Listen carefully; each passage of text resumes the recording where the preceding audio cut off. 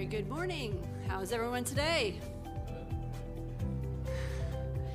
I would encourage those of you that are sitting more in the back to maybe, we're a smallish group right now, but maybe you'll want to come up. Yeah, Paul, good example. Front seat for you. Yay! All right. Okay, so I'm Cindy Mamacini. I'm representing the South Asia Department, but I'm here just as your moderator today for this incredibly exciting, groundbreaking kind of topic of natural capital accounting. So we're incredibly privileged to have a speaker from the US, Professor Eli Fenichel from Yale University. And he has been renowned for some groundbreaking work in how to view natural resources as a crucial form of capital in and of itself, on par with produced capital. His research emphasizes economic valuation of natural capital that can be used in cost-benefit analysis and national accounting systems. So he's going to tell us a lot today also about a development of a new framework that the United States has been using in its ambitious 15-year program that seeks to establish natural capital accounts and environmental economic statistics. So without further ado, I'm going to invite Eli to the stage. Then we're going to have discussion and also engagement with you about how this might apply in Asia and the Pacific. Dr. Eli, please. Thank you. Thank you, Cindy. Great. Does this work? No. Do I have slides?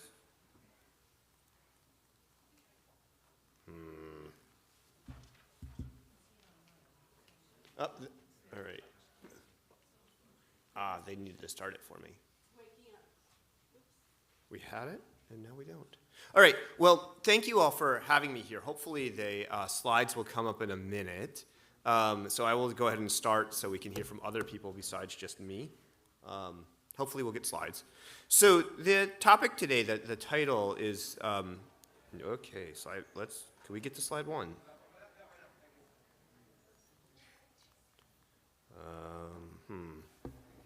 I cannot get back to slide one.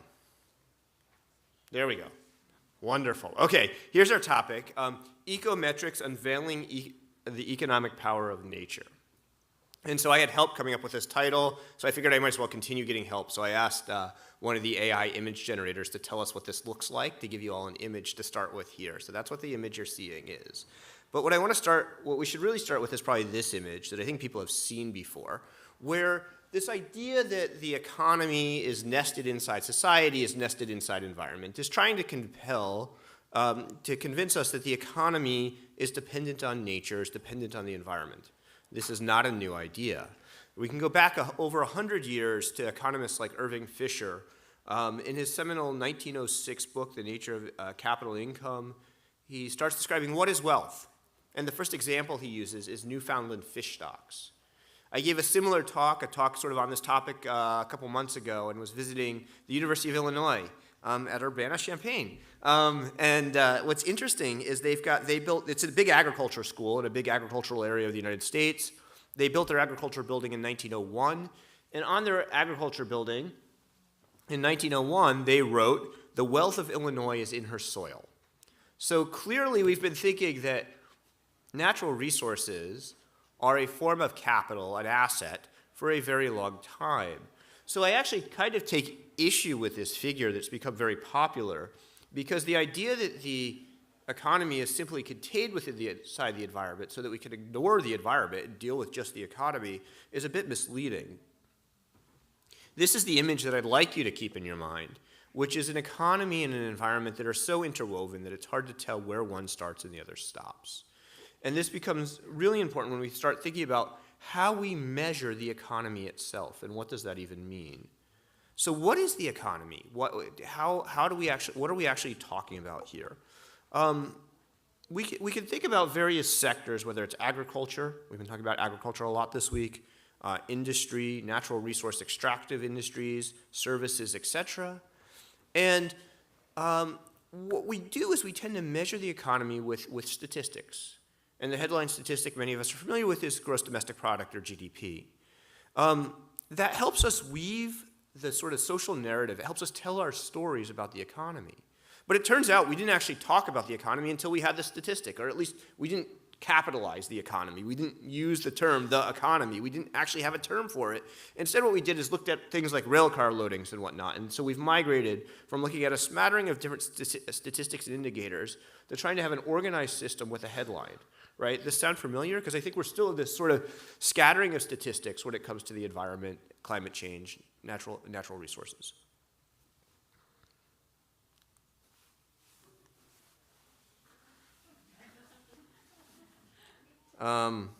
Next slide, please. Maybe that works. Okay. Okay, here we go. We're working again. All right. So a common saying about GDP is that it gives a bird's eye view of the economy. And I like to say it gives exactly a one-eyed bird's view. So if you think about a blind bird, it crashes into everything, and that's kind of, think 1920s, Great Depression era economics. We had this crazy amount of statistics, but we didn't really know how to get a clear view of the whole thing.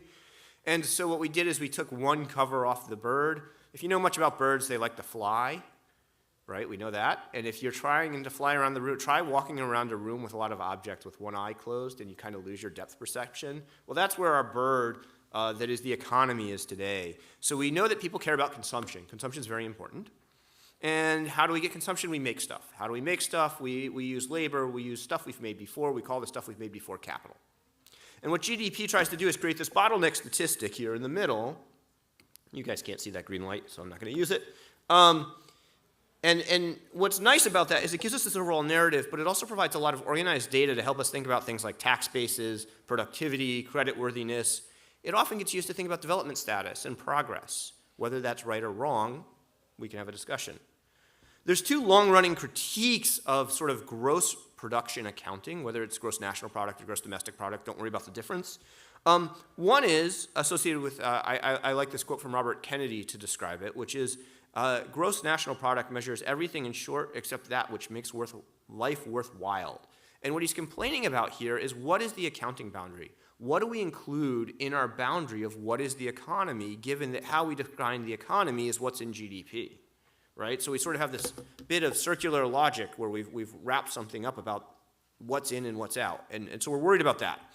Another critique I associate with Sir Partha Dasgupta, and this has to do with the fact that we're talking about gross rather than net. And he says GDP measures growth like a football team, which measures its success only on the basis of goals it scores and doesn't count the goals it concedes. That football team could be losing right through without even realizing it, right? And so the problem here with gross domestic product is that we can boost gross domestic product by pulling down capital, by taking on additional unaccounted for debt. These are ways that we can simply boost GDP in the short run. And when we inherit capital, when it comes as an endowment, which is how we've received a lot of our natural capital rather than having to pay for it in the first place, we have a hard time accounting for it.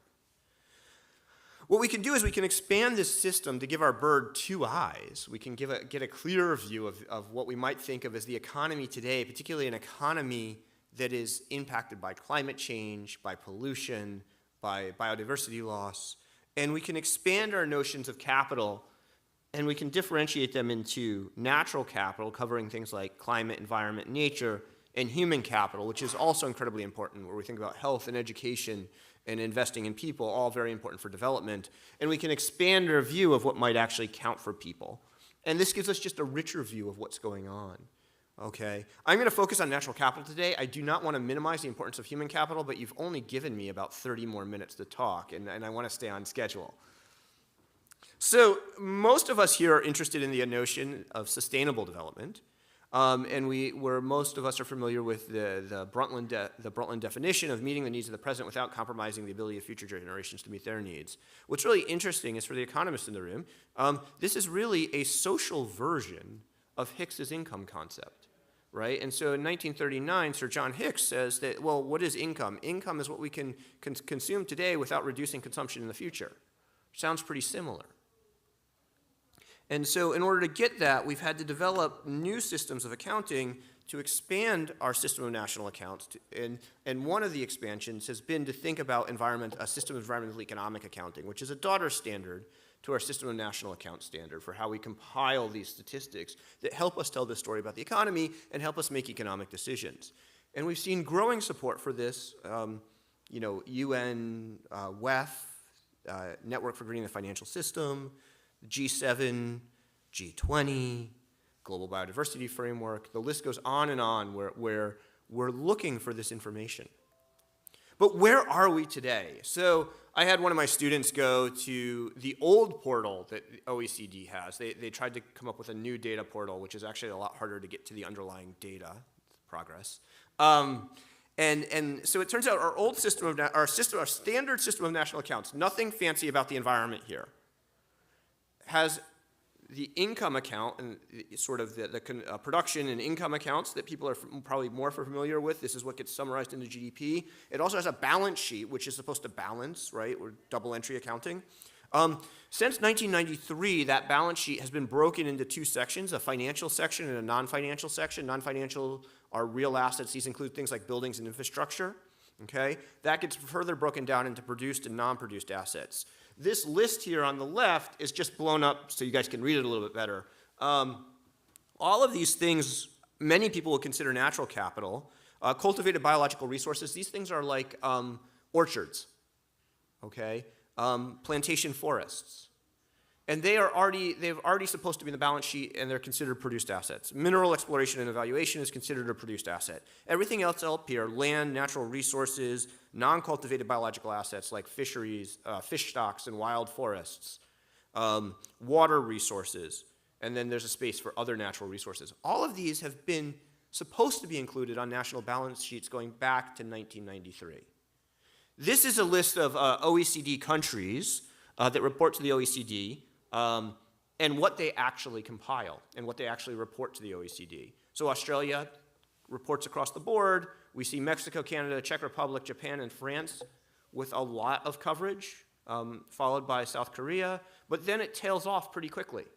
The US we see down here finally getting onto the board about 2 years ago. This is, I think, 2021 or 2022 data, and had a partial land account. And there's 5 more countries that actually report doing absolutely nothing. That is the system of national accounts. The system of environmental economic accounting, which we can think of as a daughter standard, the system of national accounts, the UN Statistics Division did an assessment. They actually just put out their 2023 assessment, I think, last week, and I haven't had a chance to look at it.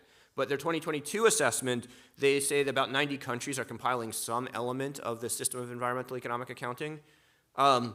However, if you start digging into what's there, what you see is they only provide links for about 70 countries. Of those, most of the links are broken, and you can reconstruct some of those links if you work hard. And what you find when you do that is most countries that are participating in this aren't really producing environmental economic accounting. What they're doing is starting to compile the environmental data in an accounting structure that could be potentially linked to economic accounts going forward. So there's still a lot of real work to do on the ground, even though we've been talking about this for a while. There's a lot of opportunity, but there is work. So so I've put up a smattering of countries that are working. The Philippines has some environmental economic statistics developed. Australia, as I noted before, Indonesia's been a leader in conversations and trying to do things. Canada, Chile, I think people are familiar with the Descripta review, but the UK has been doing a lot of natural capital accounting for a while, and the US finally has its strategy. The other exciting thing that's happening right now is the system of national accounts is being revised for release in 2025. There's going to be a new chapter, I think it's chapter 2, on national accounting for well-being and environmental sustainability. And there's a lot of discussion about how natural capital could be better used. It's not changing the boundaries, but it's saying we already have a lot of stuff in our boundaries. How should we be using it? And how to think beyond just a GDP as a summary statistic. There's also a chapter, I believe it's going to be chapter 35, on measuring well-being and development, which involves natural capital and human capital. And that's about to go out for public consultation. So if this is something that you're interested in, I would encourage you to watch for this and provide feedback to the editors who are having to assemble this.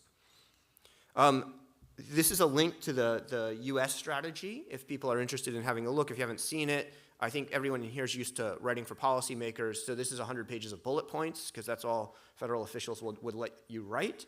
I think that's true of most countries. It's pretty easy to read, and I think there's a lot of good information that goes beyond just what's important to the US. So when I give talks like this in the US, people love this slide. I don't know how much you guys will all love it, but I figured since everybody loves it, I should present it, which is kind of the history of how the US got to finally having a strategy last year. So we can go back again to Irving Fisher, who I introduced earlier in the talk. He was actually a Yale professor at the turn of the 20th century. And in his book, you see him writing things like, it would be wrong, however, that because we cannot value them accurately, public parks, natural capital, and free men, human capital, cannot be called wealth. Right? So this is laying out, and so if you were a PhD student, you probably had to prove the separating hyperplanes theorem in your graduate school at some point. If you were an econ PhD student, that's Fisher, right? Same Irving Fisher. Irving Fisher was at Yale the same time this guy, Gifford Pinchot, was at Yale. Gifford Pinchot founded the US Forest Service. He also founded my school, the School of the Environment. It was called the School of Forests then. Both of these men were on boards together. They were both advisors to the US President Teddy Roosevelt. And Roosevelt famously says, the nation behaves well if it treats natural resources as assets, which it must turn over to the next generation increased and not impaired in value. And I've had economists go, oh, did he mean that figuratively or did he mean that literally? And if you go back and read what Pinchot was writing, and if you read what Fisher was writing, he meant that literally. These guys were very much saying that our natural resources are assets and we need to manage them just like we would any other financial asset of the country. So I'm going to skip most of the 20th century, or at least the first half. Some interesting things happen, like Bretton Woods, like the development of GDP, like the development of national accounts. The word environment enters the English language as late as 1948. So the word environment wasn't actually used, the first use of environment in the ecological sense that we use it today comes after we developed national accounts in 1942. Okay, so some cool stuff's happening. But in 1972, 73, Bill Nordhaus and James Tobin write this paper called Is Growth Obsolete? And Bill tells the story that he was actually responding to a newspaper article written by a young radical who wrote, take your GNP and stuff it. To me, it stands for gross national pollution. And Bill goes, is that right? So Bill is a very thoughtful man. And the problem, of course, is that there is no pollution in GNP. That's actually exactly wrong. It's that we are not accounting for these things.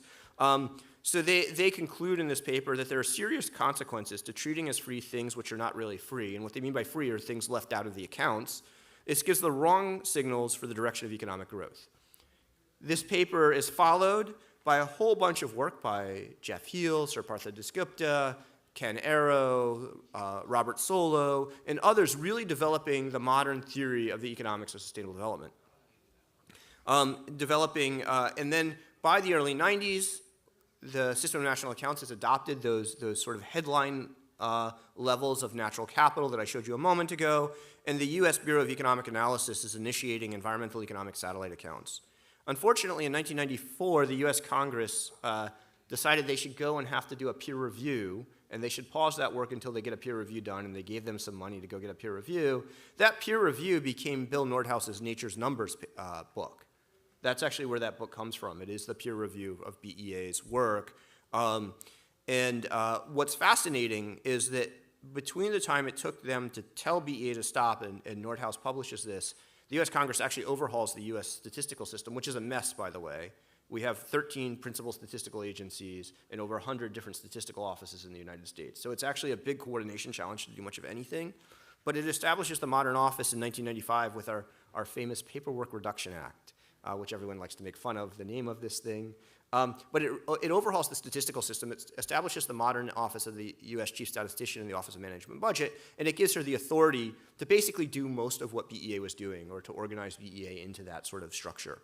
We then see in the early 2000s a series of reports coming out of the US, and I'll focus on those from the National Research Council, from the National Bureau of Economic Research, from the US Government Accountability Office, all saying there's a need for some form of environmental economic statistics that actually talk to the economic data. Okay? The big debate is not about to have the underlying statistics, it's about how to summarize them at this point in time. By 2012, and so during this time, the World Bank is starting its Changing Wealth of Nations work. The adjusted net savings work is going on. So we're starting to see these statistics get compiled. And by 2012, lots of countries are starting to implement this new thing called the CS Central Framework. And then it's actually not until 2019 that the US Congress passes the Evidence-Based Policymaking Act. And this is the first time that the Congress of the United States has actually instructed the statistical community in the US to produce statistics related to the natural environment. So this is part of what lays the ground, this long groundwork for the current US strategy. That strategy is organized into 5 areas. These are our recommendation. These are called recommendations in the strategy. And some bits are going to be more interesting to you all than others. The first bit is about how would you actually use this system? Why is it important? The second bit is where does the U.S. see its role in the world? I will leave that to all of you to imagine how the U.S. likes to see its role in the world. The third bit is sort of gives some high-level principles, and it's really this 3B that I'll spend some time talking about, which is accounting boundaries in a moment. It goes through a 15-year phased plan, and so the goal of this U.S. strategy is not to produce research, it's not to produce an experiment, it is to produce official U.S. statistics. So if you've ever seen somebody speak from the U.S. government, particularly researchers, they always have a disclaimer that says, I'm not speaking for the U.S. government, these are my research results. The point here is that there will be U.S. officials will be able to stand up without that disclaimer and have official environmental economic statistics to cite, just like they could cite official GDP. And then there's some bits that relate specifically to how to administer this thing in the U.S. Accounting boundaries are really important, and this is where a lot of the debate on valuation actually lies. This is that Robert Kennedy complaint about GNP. So if you go back to thinking about the early days of GNP, or gross domestic product, gross national product, in the 1940s and 1950s, to compile such a complicated statistic as GDP, it took rooms full of mostly women doing the computations by hand with pencils and paper. So one boundary was about all you could hope for, right? Fortunately, today we have computers that allow us to do data pivots, and what we certainly do not want the same number of boundaries that there are sustainable development indicators and targets. That's far too many for anyone to make sense of. I think we all know that. But a few small boundaries is a really important idea. So there's the boundaries that already exist related to the production boundary of what's already in GDP, and I've shown you that there are a lot of natural assets that would already wind up on the balance sheet there. There's another issue related to a long-running debate. It actually goes back to Simon Kuznets and Keynes had this debate about how to account for what are called defensive expenditures. This is what happens when you lose something and you wind up having this, these are cost savings terms. What happens when you lose something? So Kuznets thought that we should deduct defensive expenditures from national accounts. Keynes wanted to be able to use national accounts to motivate financing World War II and felt that, well, that would mean not accounting military spending in gross domestic product, and therefore we wound up having sort of these defensive expenditures not deducted. And so the example here from a natural capital standpoint is if you have a forest that is providing, lowering the cost of downstream water treatment facilities, and you liquidate that forest, you cut down that forest, your water treatment facility costs go up, you should be accounting for the cost savings of maintaining that forest in some form of accounting.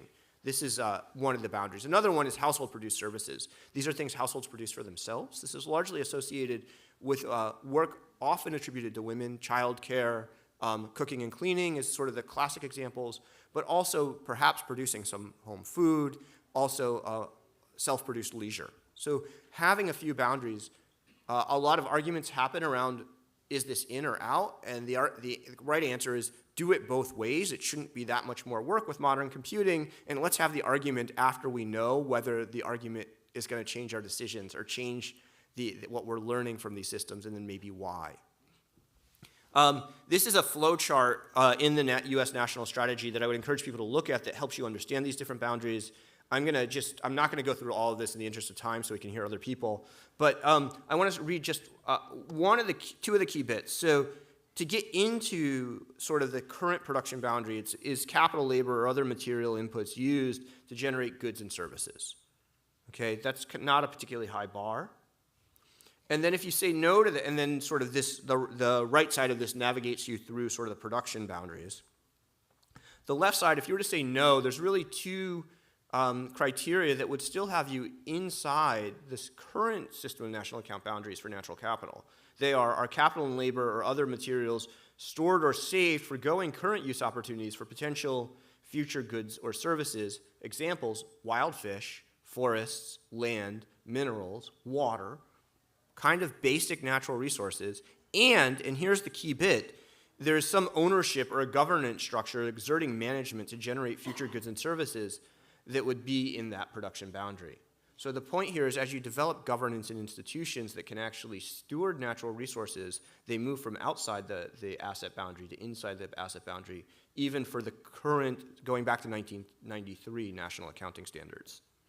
So let me give you an example of how this works for something that's really important for food security in agriculture. I'm going to talk about groundwater in a minute, but I just wanted, as a professor and an economics professor, I have to have one equation. You guys didn't realize this was an equation. So this is the prettiest equation you will ever see because it's the only time I've ever paid a graphic designer to write an equation for me.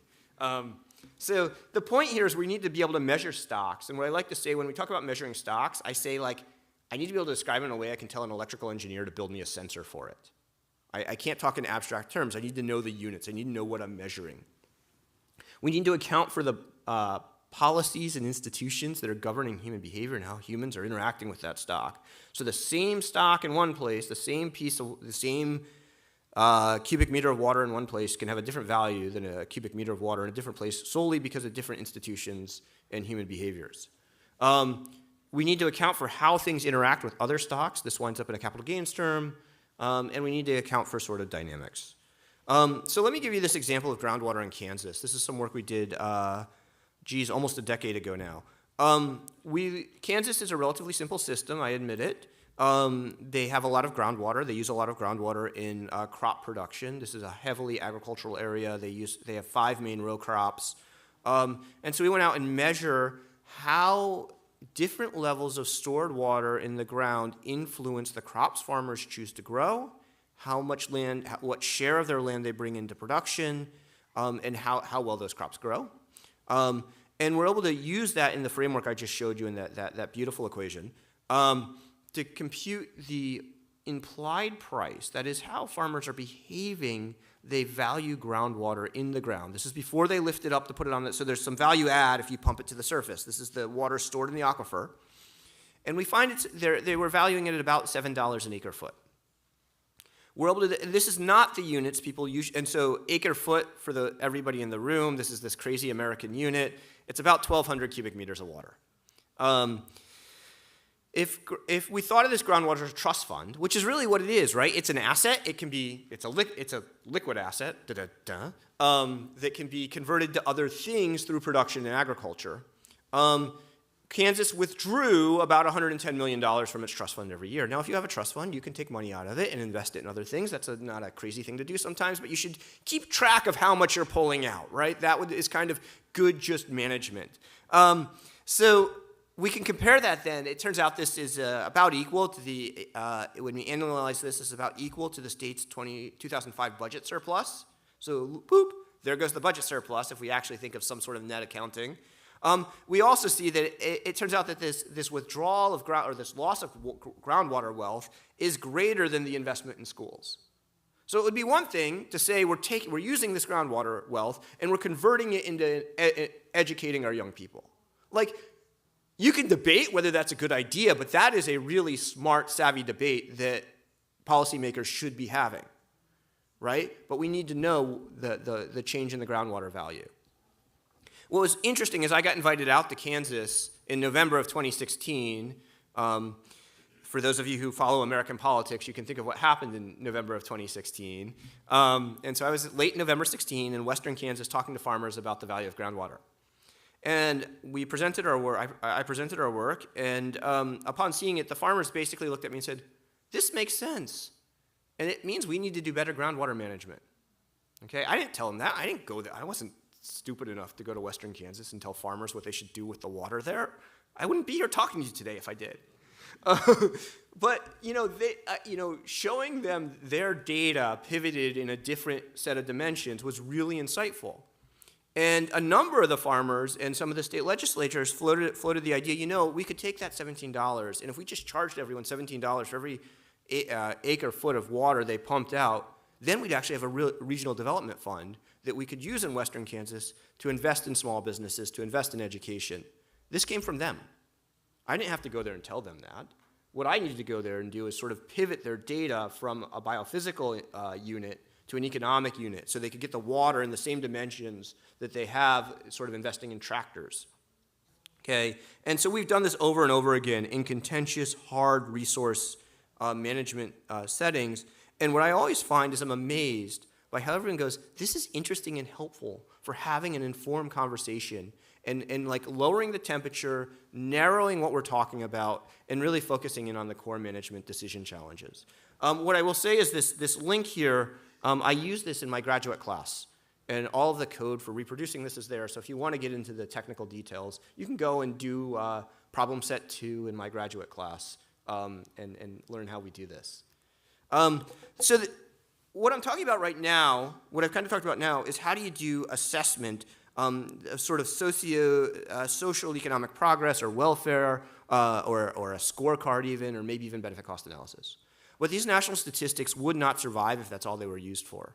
They're really important for helping us organize the underlying data so we can worry about things like forecasting tax base and budgets, so that we can think about creditworthiness, so we can think about risk, so we can think about regional planning models. So I want to sort of tell you about sort of how you can use these data in both ways.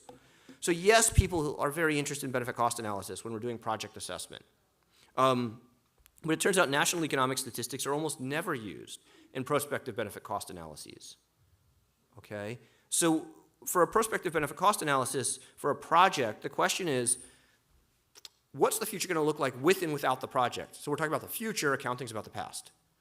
Accounting is about what's actually happening, not some hypothetical. So not the with the project or the, whichever, imagine that like we could start the new project or not. However, maybe the national accounting data, if we organize it correctly, it's useful for creating those baselines. So it's half the problem for a prospective benefit, or half the challenge of a prospective benefit cost analysis. But what national accounts really do is they help us look retrospectively at welfare gains. Because what they're doing when we work in real terms, or what the accountants call volumetric terms, is we're doing the thought experiment that if all of the relative prices were the same last year as this year, are we better off this year? Are we wealthier this year? Did we have more income this year? That's the question. And that's an important question for being able to learn from the past. Because fundamentally, that's what science and evidence is. It's about learning as much as you can from the past to make better decisions in the future, because we can't learn from the future yet. Woo. So let me give you an example of evaluation, and I'll try and, this is Baltic Sea fisheries. We look at 3 fish stocks that all interact with each other. Cod, which is a predator, herring and sprat, which are prey. We use the universe of Polish fishing vessels in their logbooks to understand the structure of the fishery. We use the same framework I showed you a moment ago for groundwater. And what we're able to do is look retrospectively. Our data ended in 2013 when we were doing this. And we're able to look retrospectively. This is this area on the left, to the left of this vertical line. V and IW are 2 ways of measuring the same thing, and part of what we were doing in this figure is showing that they actually approximate each other really well. The change in wealth is the level of wealth indexed to 2013 is the way you can think about these.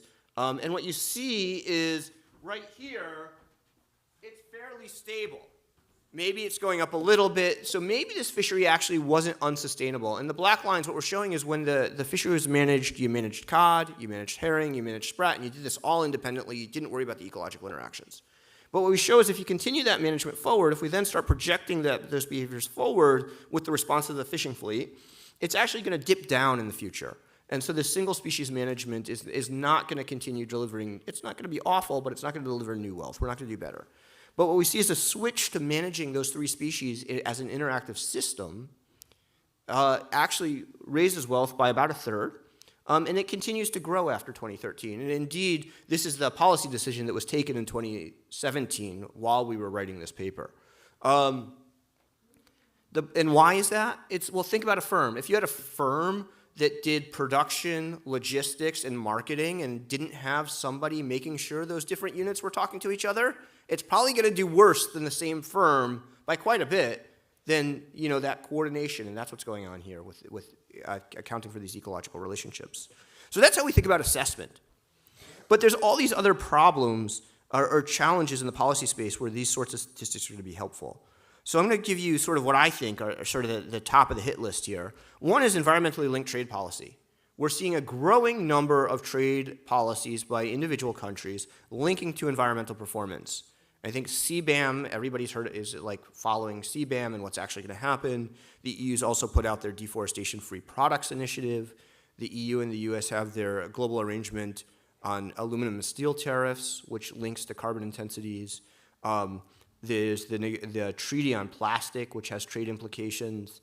And I keep saying I'm going to start a betting pool for when the EU is going to announce its BBAM policy, which is its biodiversity border adjustment.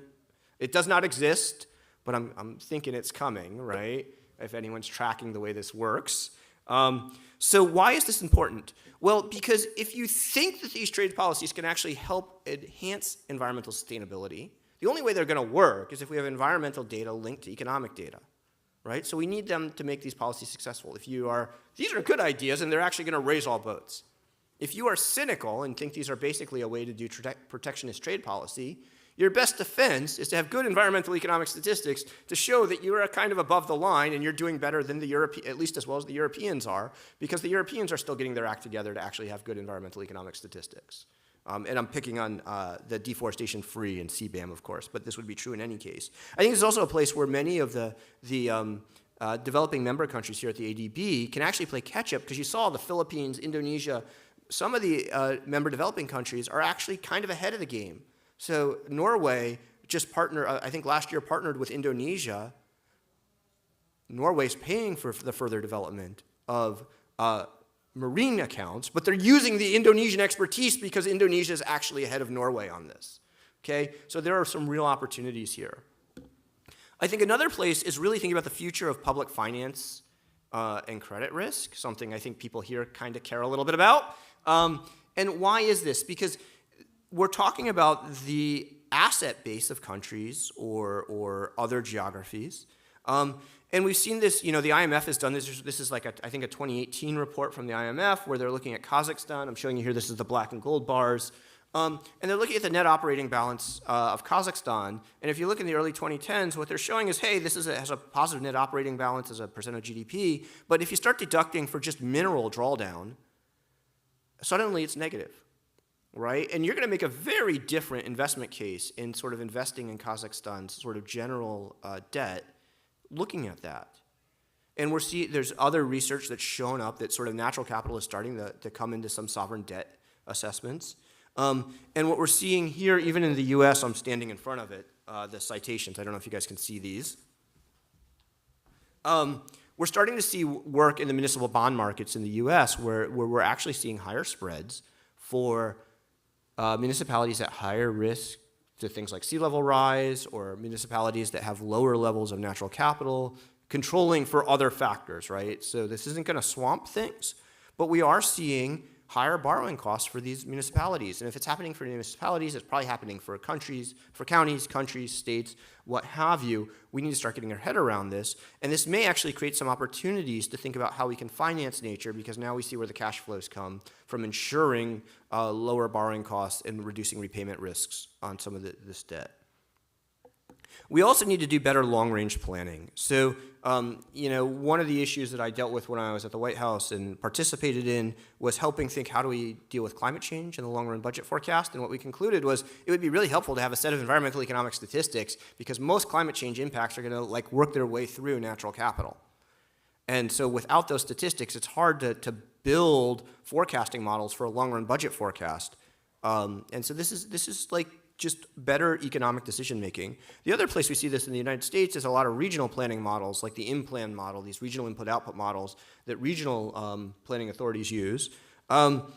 Many of them now have environmental modules, but they're completely divorced from the economic data that are used. So having a data set that's actually talking about the two things in an interactive way should improve the ability of these models to guide local planning decision making. So let me wrap up so we can hear from some other people and think about what are the key next steps. So I think we need to continue supporting the revision of the system of national accounts, and there's discussion of starting a new process maybe next year on the system of revising again the system of environmental economic accounting to just update it. It's really important to ensure that natural resources and the environment are taken seriously. And this is taken seriously by the national accountants and the economists, but also taken seriously by conservationists and environmentalists. What do I mean by that? Of course they take the natural resources and environment seriously. What it means is being focused, right? If you go to like the COP, everything is a crisis, everything is on fire. And it's really hard to start putting out a fire when everything is a fire, and you need to figure out how to prioritize and do the simple things well, like I showed you the water, okay? We need to develop classification systems, and this is something I think the ADB could be really helpful on, is develop workable classification systems that actually are useful for countries to make decisions on. Not because some ecologists thought this was the way that we should classify ecological production, but because perhaps it actually has the greatest connections with economic decision making already. So maybe we can work backwards from some of the existing economic classification systems. I think we need to start using the valuation techniques that exist carefully, and I've got other work on that, and we can talk about that offline if people are interested. We need to start near market and build capacity, certainly something ADB has a comparative advantage in doing. What I mean by near market, again, is like that groundwater is near market. It's going right into crop production. This is different than some abstract notion of, say, biodiversity, which is like hard to know what the connection to market outcomes are. Like not all environmental assets have the same distance to market. Let's start with the things that are near market, build capacity, learn, disseminate that knowledge, and then we can take on harder challenges. That's how national accounts have evolved over the last 70 years anyway. And then I think another place where the ADB could have a really, at least here in Asia, is get countries to start reporting in a common format and common repository. The blue and green squares I showed you, I can't do that for natural capital without like paying a student for a whole semester to go through all of those links, try and find those links. They're all in different, there's no common reporting tool. Developing that kind of common reporting tool would be really helpful for, enabling analysts to start using the data more constructively because they'll know the data formats and the ontologies to be working on. Okay. I think the other thing that everyone here can do is hold the countries like the US that have made commitments and put out plans, and it's not just the US, it's Australia, it's Canada, it's Indonesia, it's the Philippines, accountable for continuing to develop those and continuing to try and implement those into decision making. I think partnering with groups like NGFS is also a really wise strategy here. And then I think we need to start thinking about how can we pay attention to these balance sheets and changes in non-financial, non-produced assets going forward in financial decision-making. And this is something I think the ADB could really do, would be, say, start doing some envisioning about, let's say these things existed, let's say they were reliable. How would we structure decisions differently? What could we do differently? What is the pull side? What would let you go home an hour earlier because the data were organized in a way that made sense, right? Like, I think putting some of that out would be really helpful here. Here I've got a list of things just to remind people that, one of the challenges environmental economists like me have always done is I feel like my profession really evolved to help the US EPA win lawsuits in benefit cost analysis. And the criteria there was welfare. That's different than financial returns. And so we haven't always produced the right data, and that's sort of on us for the kinds of decisions you all want to make. But when we see bond spreads that are higher in degraded areas, when we see insurance companies writing real insurance policies on coral reefs and forests, when we see tax revenue declining when specific species decline, wild species decline, when we see people willing to take pay cuts to go live places with cleaner air, those are real cash flows that are connected to natural capital. This is not something hypothetical. It is not a warm, fuzzy feeling. There is a real cash flow. The challenge for us is to figure the problem is the scale and scope where the investment is needed is often different than where the returns are capitalized.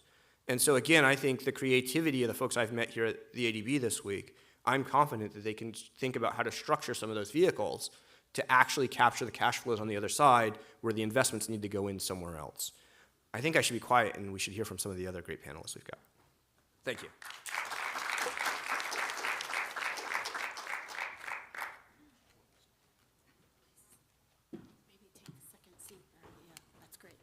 Okay, that was very inspiring, and I hope you're ready for the next part of our session, which is going to kind of unpack how this might apply in Asia and the Pacific. May I invite our panelists to come to the stage, please? As Dr. Eli was alluding, ADB actually is really, and as indicated by, really trying to get you to come here to prevent your research, we are really trying to do much more in natural capital development as well as natural capital accounting. And so with us today, let me just switch seats here.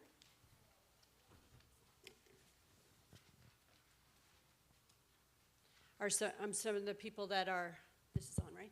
Yeah, some of the people that are taking a lead role here in ADB to look at how we can actually apply what Professor Eli was advocating. We have Albert Park to my immediate left. He is the chief economist, and he heads a department that we call the Economic Research and Development Impact Department. They actually set all the guidelines for how we assess our projects from an economics lens, as well as how we assess what we do on development impact. Next speaker is Warren Evans. He's our climate guru, special advisor to the president on climate change, and taking a lead role in trying to push us more toward greater climate resilience in all that we do. Emma Fan is representing the finance sector. She leads a finance sector group in basically half of our countries, I think. And she's got a lot of practical experience as well. Jinfeng Zhang, you've probably met in other forums because he's actually the one responsible for leading this food security forum. He leads our agriculture, food, nature, and rural development sector. And then Eli will join the panel as well. So what we want to do is spend about, we have about 35 minutes, but we also want to engage you as well. So I'll make sure that there's time at the end to have you ask your own questions. So please think about that.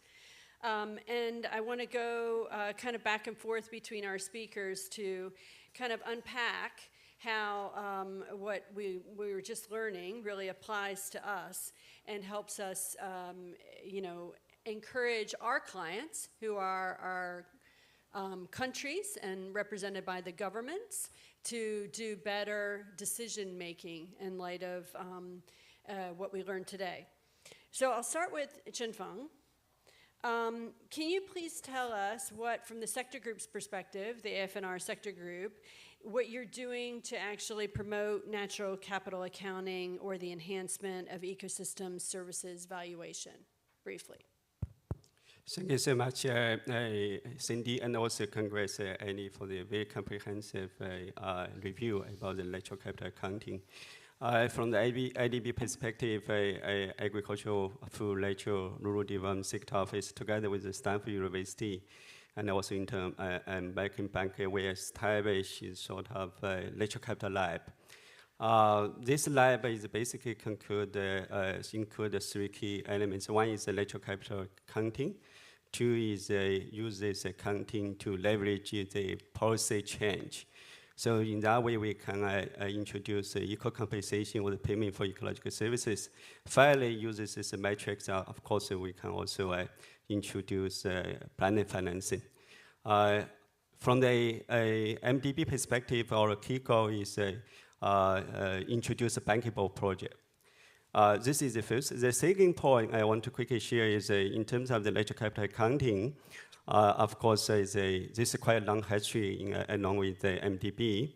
Again, Warren is my good coach. Actually, he came from the World Bank and also ADB. He's going to discuss about different metrics. This is a focus on a single natural stock, forest, or shared services, and so on and so forth.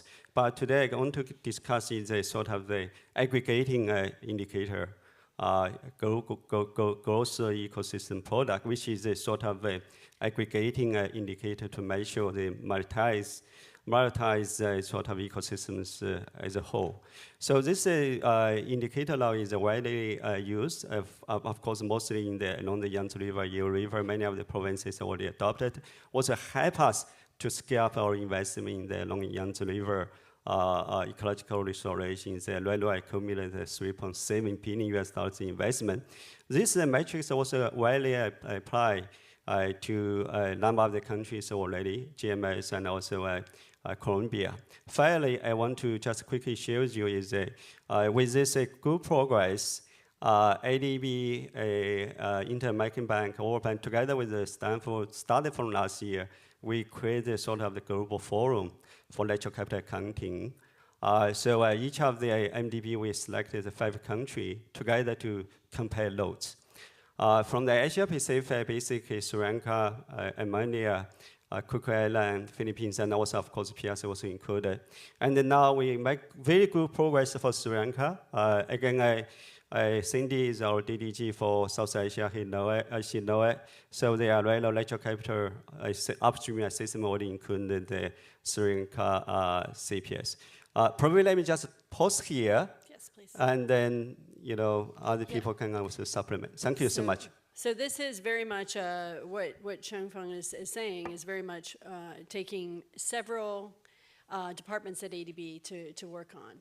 So from ERDI's perspective, Albert, what do you think how research can really enhance the abilities of ADB to account for natural capital, and how is ERDI supporting this initiative?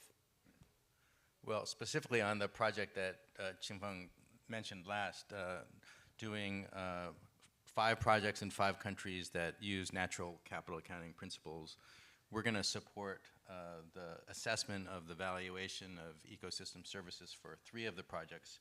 One is looking at the South Dongting Lake project in China. Another is in the Cook Islands, the services provided by the Murray Lagoon. And then in the Philippines, we have a watershed project in Zambales. And the reason the research department really wants to engage in this is that we're still learning how to do a better job valuing ecosystem services. It's not easy because oftentimes ecosystems are delivering many different types of services. Many of them are not measured. We don't have data. And then some of them, as Eli mentioned in the talk, are hypothetical. We're trying to assess the value ahead of time if we want to go ahead and do projects. And so we need to understand hypothetically what would happen. Now, sometimes there are ways, opportunities in research where you can look at how, for instance, building a new park changes the land prices, and you can get an implicit value of how it's changing, that the economic value is being changed by these services. But other times, you may just have to ask people in the area, how much would you value this if this hypothetical situation occurred? But even then, there's problems because, they may be thinking about different things that would accompany this hypothetical. So how do you even explain a hypothetical? And there are a lot of methodological issues related to that we want to understand and really start to develop practices that are doing better. And Martino here from our department is also leading an effort to create a tool that can actually use a benefit transfer kind of method to say, okay, we may not have that much data on the ecosystem services values in this project in this area, but there's been a lot of studies of similar projects. There have been a lot of studies in the local area, and how can we use all of that information to help inform the assumptions we make about the services for this project, taking into account, how good do we think that study was done, what is the quality of those estimates, and what is the relevance, whether it be distance or type of project or other contextual factors. So that's part of the agenda. That sounds really fascinating. Do you anticipate, Albert, wait, I have a follow-on question. Do you anticipate that this will, once you really delve deeper in experimenting on these tools, do you anticipate changing our guidelines for how we do economic assessment of projects? Maybe. I mean, really, it's just getting better numbers that are more evidence-based on what we think the return. We already try to assess these returns. And by the way, many projects that ADB does already has ecosystem services. That's not new, but trying to think about raising the profile, working with the Stanford group also, who are really good at modeling the technical assumptions that underlie the ecosystems. But then bringing the economic side, I think that will bring it together. One aspect, I think, which is important, which Eli also noted, is that, if we think about the natural capital framework and we think about tracking the project benefits, not just ex ante, but then through to ex post, we really do need to account for how the project is affecting the capital stock, the natural capital stock, which often gets neglected. So I think that would be a useful way to apply this framework to thinking more carefully and more accurately about the effects of our projects. Okay, good. So the other area that we're trying to really think more carefully and accurately is how we measure the impact that we're having on climate, on building climate resilience, and on being able to mitigate GHG emissions, et cetera. So Warren, how does this apply when we look at our climate framework, given that we want to really boost the amount of climate finance that we're doing and impact of climate in our projects? Okay, thanks. First, I want to thank Eli for using Kansas as his example. As a Kansan, I grew up in the middle of the wheat fields in the middle of Kansas and watched when I was a kid, the first central pivot irrigation systems came in, very nice, cheap, shallow wells. Before I graduated from high school, they were on their third drilling to take it down deeper. And if you go to western Kansas now, there aren't any central pivot systems anymore because they can't afford to drill deep enough. So thanks for using that example. And they wouldn't have shot you. But to answer your question, I'm going to use an example. And the original question I had said, is this going to drive? And I think what it will do is guide. It's not going to drive. My experience is, I remember when Kirk Hamilton, when I was in the World Bank, who sadly passed away a couple of months ago, wrote the first Where's the Wealth of Nations? And if you haven't read that, you should read it. It's really good. And there's been a series of these publications. They haven't driven the World Bank since 2005 to change how it does economic analysis of projects, and certainly not countries. So there's a lot more that needs to be done in a different way to actually impact on how we do work, and I think that what you guys are doing on the Natural Capital Lab is a great idea. To answer your question, I'm going to use an example. Cambodia came to ADB and asked for a fisheries project. When the team started developing the project, they found out, well, gosh, there aren't any fish out there to catch because the ecosystems have been wiped out. The seagrass beds, the mangroves, the ecosystems that produce the fisheries, the shellfish, the bivalves, don't produce anymore. And so it was turned into really an ecosystem restoration, regeneration, conservation, and sustainable fisheries and mariculture project for the entire coastline of Cambodia. Not one little space, but the entire coastline. That in terms of the co-benefits, and that's really a lousy word, the multiple benefits of making that investment for climate resilience, for sequestration of carbon, for biodiversity, jobs and economy are massive. Do they know did they quantify that based on statistics? No way. But we can now. We can actually start counting how much carbon is going to be sequestered. We can predict the fish catches and the yields because there's enough groundwork done. So those are the kinds of things that I think that the understanding of ecosystem services and the need to value those, and then hopefully to build them into accounting systems, will drive much of what ADB does in the future, because climate change is going to change so much the productivity of degraded areas as well as productive ecosystems. And so if we don't start building this into our planning and how we make investments at scale, which is the critical two words for me, at scale, then what we invest in is not going to work. So why would we invest in it? So I think that this is really fundamental to the future work of ADB. And if we get it right, that $100 billion is going to be so low compared to what you guys actually deliver by 2030. I'm going to come back and see what you've done. But that's where I see it coming. Thanks. Yeah, thank you. Thank you for highlighting the upstream planning and how we must actually do this kind of analysis in order to get at the right planning. Because as you say, our clients come to us with maybe their idea of their project, but it doesn't have necessarily the basis to convince a planning department or a Ministry of Finance that that's the priority investment. So I think Eli's presentation was really getting at, how you can actually use these tools to make the right decisions and to convince the policymakers to make those decisions. Emma, you've thought a lot about partnerships. We've been talking more about government and kind of traditional ways to make decisions. But there are many other players out there besides just your standard public sector. So how do you think ADB can enhance partnerships with other players, including financial institutions, to support projects that promote natural capital and adopt ecosystem-based approaches?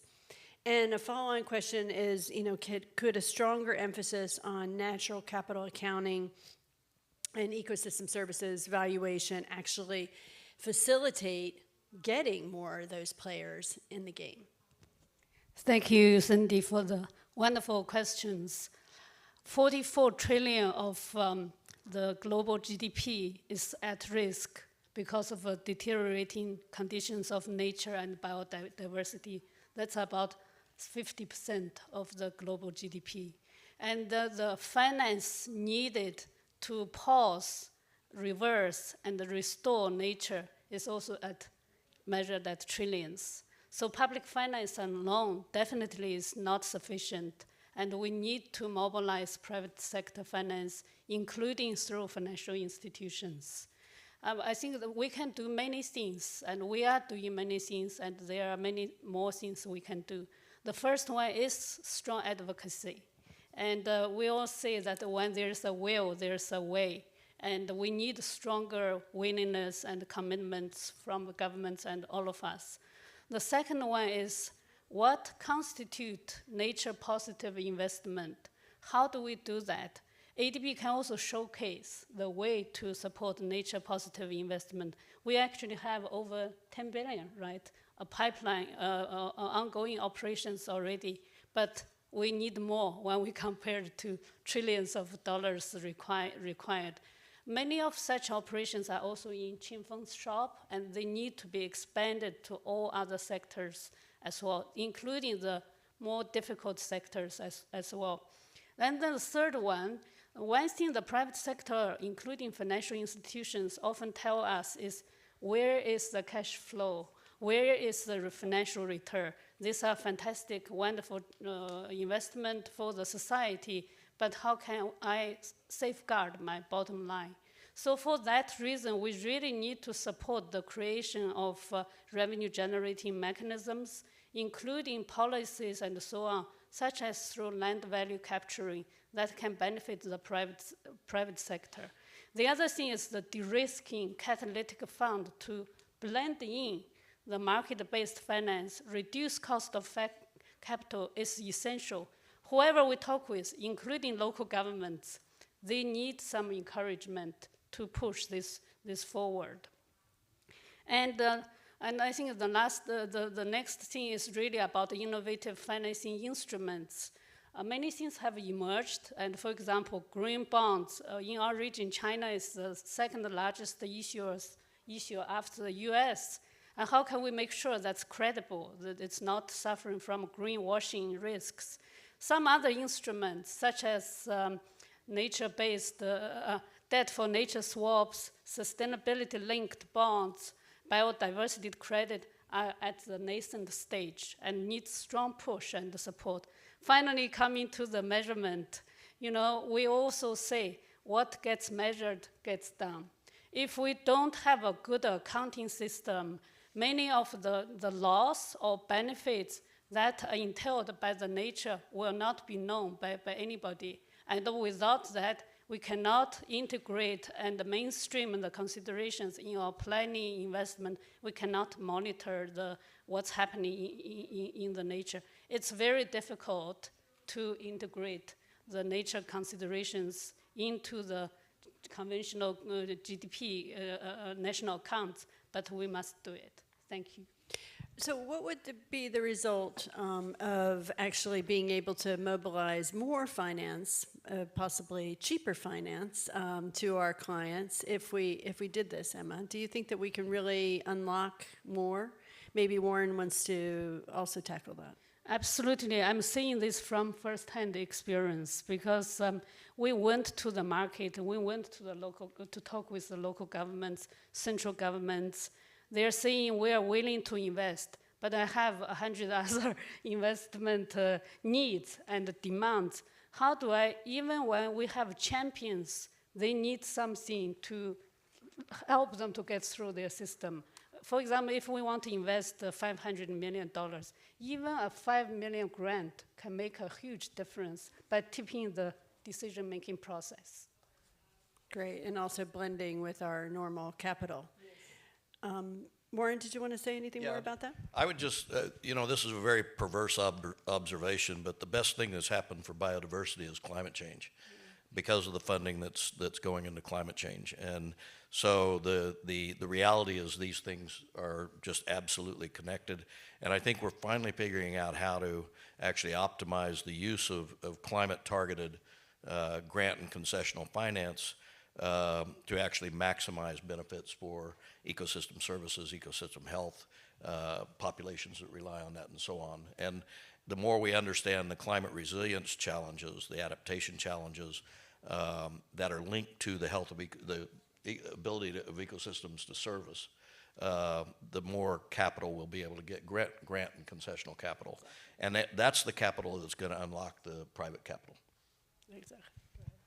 Yeah, I just wanted to make one point on financing. We've been doing also a lot of work on studying carbon market development in the region. And carbon offsets, you know, for projects that really regulate climate carbon emissions, if that can be documented convincingly, then you can actually finance it through carbon offset markets, which are still, you know, developing, but I think are expected to increase pretty fast in the coming years.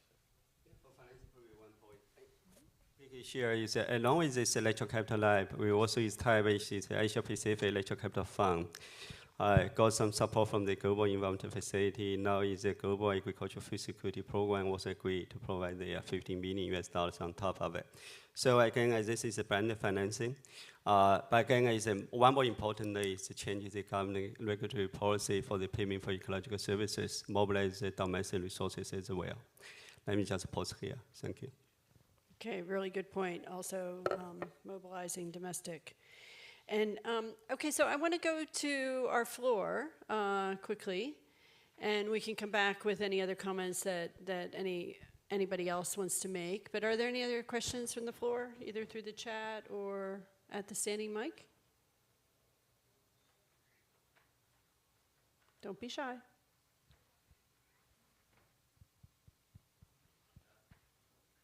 Please, go ahead. Introduce yourself, please. My name is Dale Rahut. I'm from ADBI, Tokyo, Japan. Actually, my question is to all of you. As you know, you have highlighted so many changes that you have brought in ADB to tackle natural capital. But my question is, since there are a number of projects that you have launched over a couple of, last 50 years or so, so is there any assessment as to what impact ADB's funding had on the natural resource and biodiversity conservation? So that's my question. That's challenging. So results, Chinfeng. I think two mechanisms here. Number one, of course, each of the projects we have AD variation ourselves also do the PCR. That is one mechanism. But sometimes it's a sort of the sector assessment, rather for the next stage here, together with our OP5 evaluation, rural development food security, AED also going to launch the assessment on this electro capital investment as well. But of course, I think ERDI, they can do more for this upstream impact assessment and also the post-impact assessment as well. I'm pause here. So Martino and other people in our group checked past ADB projects over, I think, an 8-year period, 2015 to 2023, and found about 8 projects a year included ecosystem, the evaluation of ecosystem services. I don't know, you know, to what extent those were then followed up and verified, but we haven't added up the total value, but that gives you a sense that, this has been happening in ADB projects. Can I just, let's be honest, ADB is its own worst enemy when it comes to telling the world what we're doing. And it's amazing what you find when you drill down to what we're doing, but we do an awful job of bringing that all together to tell a cohesive story. I think that, again, I think climate change has driven us to change that narrative, and it is improving, but certainly it's a key area for us to focus on, and this links to the question of whether we're going to have an impact from your lab and so on. If we don't get the storytelling right, the communications right, how are we going to convince a government to actually change how they make decisions on what they invest in? They won't. So it's a great question and critical that ADB gets this right. Yes, and as you were saying before, the concessional finance and grants are incredibly scarce. So governments tend to initially say, well, I'll invest in natural capital only if you give me the incredibly concessional finance or even a grant. But where we can demonstrate that this makes really good economic sense for them, then I think we could do a better job in convincing them in our policy dialogue. Who's next? Oh, Eli, go ahead. And please step forward to the mic for the next one. I just want to add one thing to what it's not just convincing them that natural capital or addressing climate change is important. It's like not leaving it out altogether, because we have I don't know if ADB has had projects, but I have seen projects where, yes, there's funding, and the co-financing is actually drawing down natural capital or creating the opposite of climate resilience, more climate exposure, right? So that's the implicit co-financing that's been happening for 100 years. Thank you. Hi, good morning. Very amazing session. I'm Neil Ian from, I'm affiliated with the International Biochar Initiative in New York, so member of the advisory committee. So this question will go to Professor Eli. So I was thinking, what are your thoughts on the soil food web and regeneration of water, and what it can do to the economy of Asia as a whole? So thank you. Yes, soil is a very important natural resource. Soil is its own complicated system. There's a lot of variation among soils, but there's certainly opportunities to invest in the elements of soils that lead to productivity, whether it's soil organic matter, biochars and soil amendments, and we're seeing private sector interest in this as well. This is not purely yes, people talk about, there's two elements of this problem that are often confounded. One is soils can sequester carbon and store carbon and be a part of a climate solution, but they also improve productivity on the other end.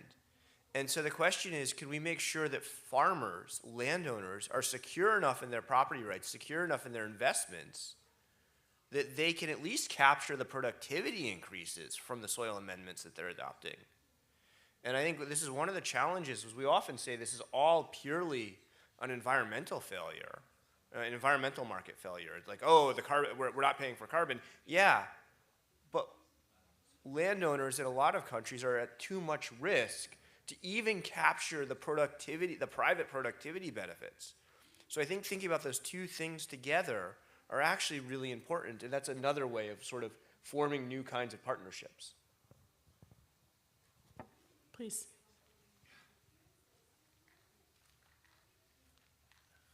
Hi, I'm Alex Timbol. I'm an economist, and I have a consulting practice. This was a question that I thought about earlier during the previous session about measurement, because some of the statistics, like in that example, farm mechanization, they were using statistics that are based on ICE engines, diesel engines, horsepower per hectare.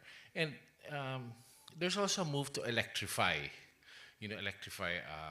farm equipment because it's cleaner, and obviously solar power can be found everywhere, where diesel in some rural areas is hard to find. So you have these outdated data collection models, which are actually hindering moving towards more sustainable technologies. We've seen this before with landlines and cell phones. You know, more cell phones statistically become slower landlines. You know, so I'd like to hear your comments on that.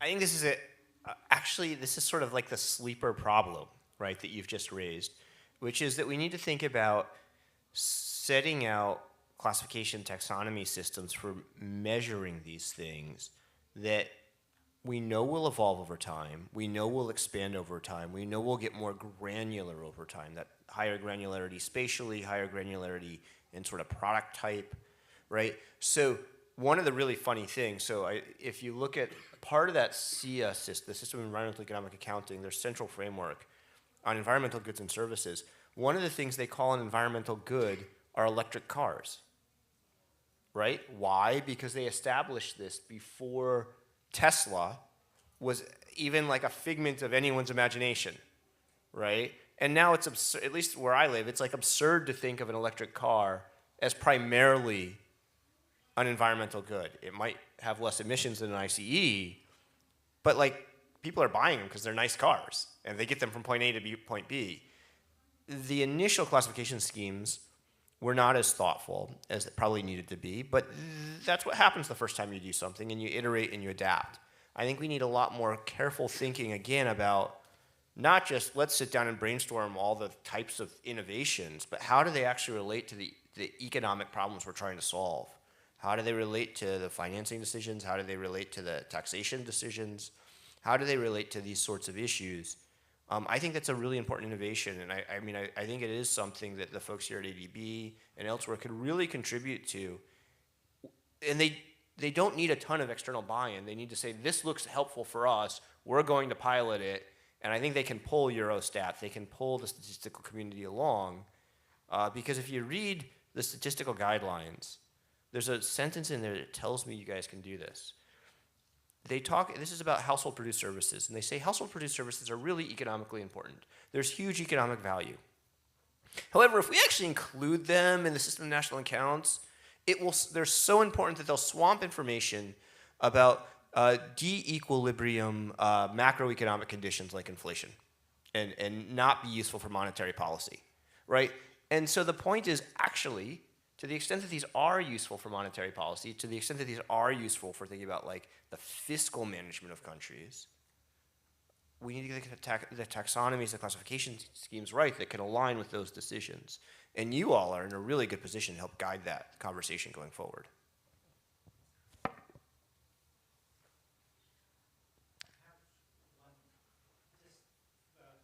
back to my original questions, actually, you see, like Alex also pointed out, and Warren, you have also pointed out, like if you look at like Tonle Sap Lake, you have almost depleted the fisheries. There's no fish, right?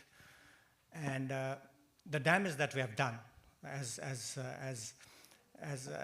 Eli has also said, that the soil is like we have really degraded the quality of soil, right? And if you look at the water resources, we have really depleted it. The water table has gone so down. The forests, the biodiversity, we have damaged so much. But the ADBI projects that's coming in looks at, like, you know, whether we have the environmental, natural resource, ecology component or not. But is there any effort, although it's not the responsibility of ADB, but is there any effort to see how we can reverse the damage that we have done? Because if we don't reverse the damage that we have done until now, we can have a very catastrophic impact on the next generation. So is there any policies or program that really looks into those kind of things? Go ahead, Warren. Chinkling on you also. Now, I think that if you look at the pipeline that we've got right now, a large part of that is specifically to restore, regenerate, conserve the natural resource base that countries are relying on, and taking into account future impacts of climate change on those exact same resources. I think a challenge that we've got when you look at this from an accounting point of view, because accounts look backwards, The climate change impacts are in front of us. And so the values in, the Cambodia project I was talking about, if we restore all the seagrass and we restore all the mangroves and we get good fisheries management programs in, there's still going to be a loss of fisheries because of ocean heating and acidification. So we have to start building in the future, and I think that's what we're doing now. I see a dramatic change in the ADB, the amount of upstream analytical work on risks, the building that into country programs, bringing private and sovereign, non-sovereign together into strategic planning. That's all happening as we speak. It's got to happen faster and bigger to even keep up with the problems that we've got. But it is happening. So yeah, I think that the restoration of ecosystems and all the other things I was talking about has become a very large part of ADB's pipeline. Chin-Feng, you want to supplement? Very quickly to supplement, you have a very good point. Again, from the ADB end, if you look at our pipeline, we very much focus on conservation and also restoration. But more importantly, need to stop those behavior or the actions for the ecosystem degradations. So again, I introduced some regulatory and also the decree from the government side is quite essential. I think we make some progress from the ADB end. One is, of course, in PRC, another is Vietnam. Again, PRC, when we work on this ecological civilizations concept from the 2013, the sort of the performance review, the government will really say, when your local officials want to leave your office, let's have the natural capital assessment, and then you are accountable for result. So that type of the change really prevent the future degradation. Vietnam also have this forest payment decree also introduces if your hydropower have the effect on the biodiversity or ecosystem, you need to pay for it. You need to set aside the sort of premium to support the eco services protection. Let me just pause here. Thank you. Thank you. Okay, so we have one last question that's coming from online. And Eli, this will go first to you, and then maybe Albert can supplement. This is from Lan Lei. She's an environmental economist in our ag sector group. Multiple GDP equivalent indicators for environment were proposed decades ago, but never had much attention and merged into official national statistics. Are you positive that with the current national capital accounting mechanism that we'll actually finally adopt, that the countries will adopt these, like GDP? So I think, And so why? I want to actually start by answering a little bit of what building on the conversation that was just happening. That the future is tomorrow's past. And the reason that GDP and international statistics are helpful is because they help us learn from the past, right? And that's what science and evidence really does, right? So putting the mechanisms in place to learn from the past, to learn from tomorrow's past now is like the ultimate sort of forethought of actually having evidence. So what does this mean? So what happened in the 1970s, so there's a couple issues. One is there are never-ending debates about expanding the boundary of GDP and what is in that production boundary, what's in, what's out, what's classified as capital. You know what? This has changed a lot over the last 70 years. People don't really, it hasn't changed this name GDP. But for example, in the US around 2012, I think it was, so artistic originals became capital. Star Wars became a capital asset. That was what, like they used Star Wars as the example, right? And so these things have changed slowly. But I think we also understand that GDP has specific uses most closely related to things like short-term fiscal forecasting, right? Right now, with climate, one of the big pushes is how do we do longer-term financial forecasting? And there's more and more emphasis on looking at the balance sheet. That balance sheet is sitting there, and it's anemic in most countries. It's supposed to be a double-entry accounting system, but it's actually, if a firm came to you, if a private company came to you with just a gross revenue statement, you probably wouldn't make a loan. You'd probably say, can you show us at least like a balance sheet as well? Like, what do you guys own? What are your capital assets? We don't do that with countries. We tend not to we tend to pretend that countries aren't going concerns when we make these loans, right? Like when we do financing at the national level, even at the state level in the U.S. But I think what's happening now is a realization that we need not to change GDP, but GDP, like, it's like trying to fly an airplane and all you're looking at is the speedometer. You might want an altimeter as well in there. And I think it's trying to get a few, and the challenge for all of us in the international community is to find a few, emphasizing a few good summary statistics, because what we tend, and part of the reason GDP has survived the way it is every time we have these conversations in like the UN space, is every person who shows up to the meeting walks away with 2 indicators. Right? And that's not helpful either. Thank you, thank you. Okay, we need to close this and let you get to a lunch break. So this has been an incredibly, I think, enriching panel discussion, and Dr. Eli kicked it off with his reporting of the research, how the science has actually advanced, how the methods and tools are there, how we are seeing more global commitment with the U.S. and others that are actually very much committed to building the tools and methods that, and we also are learning that some of our countries are leapfrogging that, or they can really do that, and that's really our goal within ADB to help them do that. We're already doing a lot of this assessment for ecosystem services in our economic analysis in our projects now. It may not be as systematic as it should be. We may not have aggregated the results, and more importantly, we probably need to do a whole lot better job in communicating the results and rolling them into the future decisions that we're helping our clients make. Collaboration is really the next step. We have joined forces with Stanford University's National Capital Project to help actually strengthen the capacity of our developing member countries on national capital accounting and assessments. And we're also building our own natural capital lab here at ADB, which is aimed at introducing innovative business models and science-based valuation methods.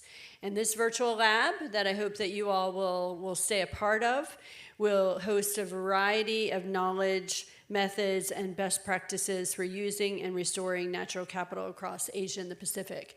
So I hope that this is a first stage of conversation with you at future forums, but through this virtual lab, you will be engaged with us. You will hold us accountable for what we're committing to, and we'll all together be able to see better results. Thank you.